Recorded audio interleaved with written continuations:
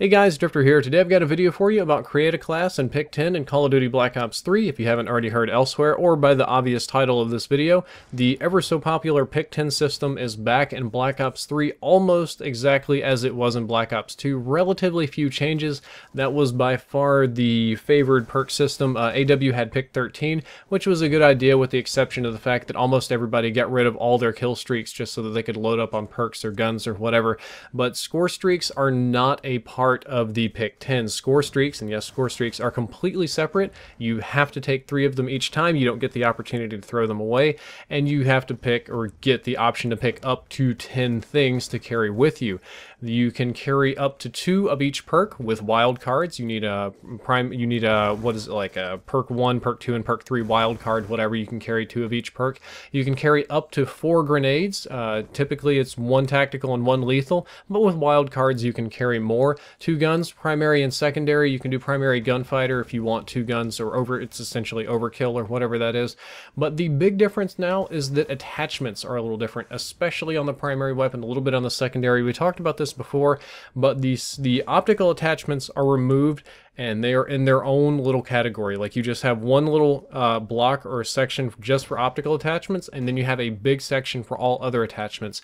On secondary weapons, you can have 1 optical and 2 other attachments for a total of 3. For primary attachments, you can have like 5 or 6 or 7 total attachments. I actually think it's 6 now that I think about it. You can have a really crazy amount of attachments on your primary weapon if you want to, and if you use primary gunfighter. Doesn't necessarily mean it's always the best idea. We'll come back to that in a minute, but you can. In my instance, I took an AK type weapon, which I can't reveal yet, and which again is very much so subject to change.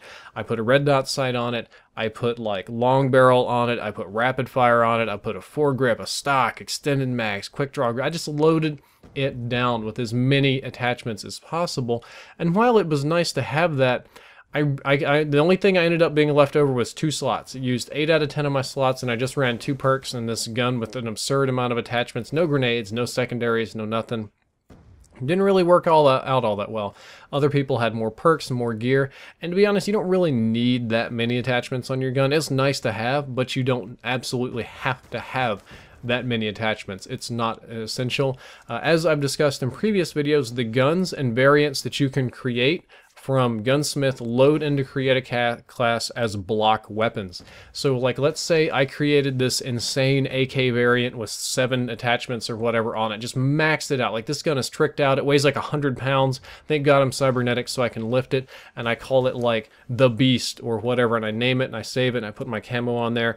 When I load in the Beast, which is a variant in create a class, it loads in locked with all 7 attachments on there. I can't take the Beast and further customize my Beast. It's just done so that you can have these kind of saved variants or stock classes. You can build them easier between lobbies. Now I can still take the same AK or whatever, throw it on there, build my own attachments, but it takes longer. It takes a good bit of time. You don't always have the time to do that between games, but if I know which variant I want, I can just load in the Beast and pick that. It works. Secondary, I never really maxed out my secondary. I never really had a reason to have 3 attachments on it. I just really didn't. Usually just went with 1 or none. Worked pretty well. And it's overall a very straightforward and easy system that's mostly the same as Black Ops 2. You do have a lot of customization options for gun looks that kind of carries over into the Gunsmith, which we've already talked about. But there are a couple of different versions of each attachment. Not that they have different stats, they just have different looks you can load on there. You can do camos and stuff. You can't do paint jobs here. Paint jobs you have to do in the Gunsmith, but you can load camos and stuff like that. I will talk briefly about the attachments. This is not a hard list of things that are confirmed, things that exist, things that are guaranteed to be in the game, because we played a pre-alpha. The game we played has not yet hit pre-alpha. A lot of this will change. The gun attachments were more generalized than usual. I feel like they had one master list of attachments that almost every gun drew from. For instance, I could put rapid fire on sniper rifles and make them shoot faster. I could put ACOGs and stuff on there, of course. I could put rapid fire on my assault rifles or pistols or shotguns if I wanted to. Even on the semi-automatic weapons, all it does is kind of raise the fire cap. They had an interesting one called High Caliber, which makes your headshots deal extra damage. I'm not sure how much extra damage, but it was very, very significant on a pistol. My favorite thing to do, they had a pistol that was truly worthy. It shot pretty fast. My favorite thing to do was to load High Caliber on it and go for headshots. That was my secondary weapon as a sniper. I'd have my sniper, and then I have my pistol with High Caliber, and if somebody challenged me, if I had the skill, I could ding them really quickly and kill them with headshots. It worked really, really well. You have your standard, we didn't have a lot of optical attachments available, not a lot of that. We had extended mags and fast mags, so you could use both at the same time. Foregrip, stock, quick draw grip, a bunch of little things like that. You had silencer and long barrel, and in this one I think you could run silencer and long barrel together, which didn't make much sense. Again, this was a very, very early build, and there were a lot of things and attachments that probably should not have been allowed that were, just because they were. But I thought you'd find that interesting. Guys, I hope you enjoyed this video. I hope you learned something useful. If you did, don't forget to like, favorite, and subscribe. Drifter out.